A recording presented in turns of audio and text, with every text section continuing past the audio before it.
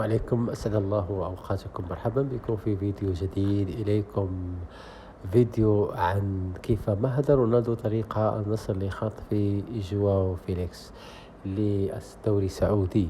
لعب الأسطورة البرتغالي كريستيانو رونالدو قائد النصر السعودي دورا كبيرا في انضمام مواطنه جواو فيليكس إلى العالم خلال فترة الانتقالات الصيفية الجارية.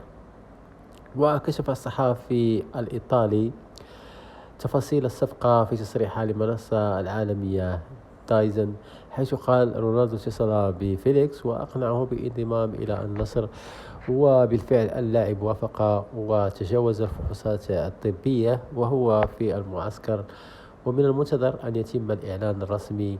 وأضاف النصر حسم الصفقة مقابل 30 مليون يورو بجانب 20 أخرى كإضافات ليصل إجمالي إلى 50 مليون يورو.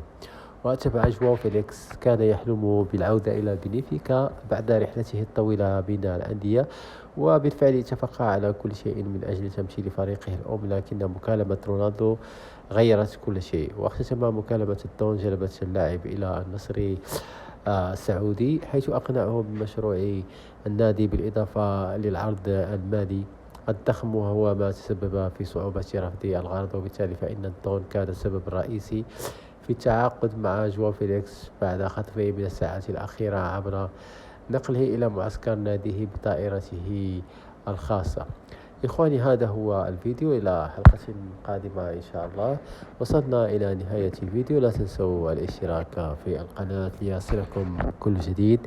دمتم في رعاية الله وحفظه. السلام عليكم ورحمة الله تعالى وبركاته.